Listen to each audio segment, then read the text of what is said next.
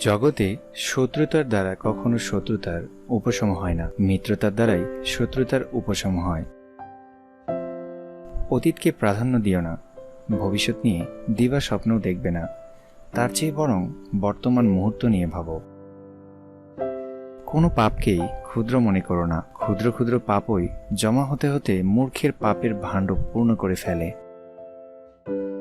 জীবনে ব্যথা থাকবেই, কিন্তু কষ্টকেই ভালোবাসতে শেখো।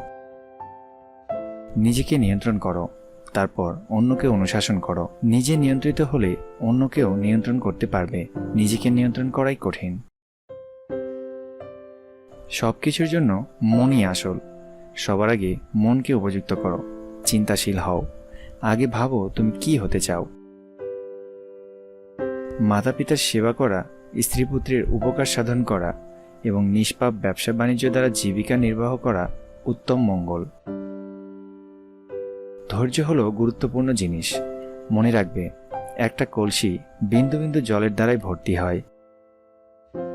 রেগে যাওয়া মানে নিজেকেই শাস্তি দেয়া।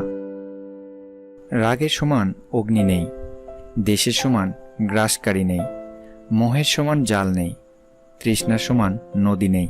তাই রাগ, দেশ, মোহ ও তৃষ্ণা পরিত্যাগ করতে হবে।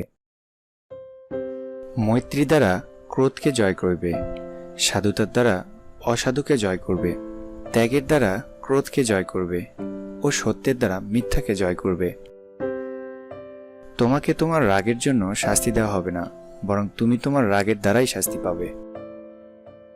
ঘৃণায় কখনো ঘৃণা দূর হয় না। অন্ধকারে আলো আনতে তোমাকে কোনো কিছুতে আগুন জ্বালতেই হবে। খারাপটি সর্বদা তুমি নিজেই পছন্দ করেছ, সুতরাং তোমার খারাপ কাজের জন্য তুমি নিজেই দায়ী। এর দায়ভার অন্য কারো নয়। জীবনে যতই ভালো বই পড়ো কিংবা ভালো উপদেশ শোনো না কেন, কিন্তু যতক্ষণ না তুমি সেই সবের থেকে পাওয়া তথ্যগুলোকে নিজের জীবনে ব্যবহার না করছো, ততক্ষণ অবধি সেই সবের কোনো মূল্যই নেই। সত্যের পথে চলতে কেবলমাত্র দুটো ভুলই করা সম্ভব, হয় পুরো পথ না যাওয়া, না হয় পথ চলা শুরুই না করা। প্রত্যেক অভিজ্ঞতা কিছু না কিছু শেখায়। প্রত্যেক অভিজ্ঞতাই গুরুত্বপূর্ণ, কারণ আমরা আমাদের ভুল থেকেই শিখি। তোমার কাছে যা কিছু আছে সেগুলোকে কখনোই অন্যর কাছে বাড়িয়ে বলো না, আর অন্যকে দেখে ঈর্ষাও করো না। যে অন্যদের দেখে ঈর্ষা করে সে কখনোই মানসিকভাবে শান্তি পাবে না।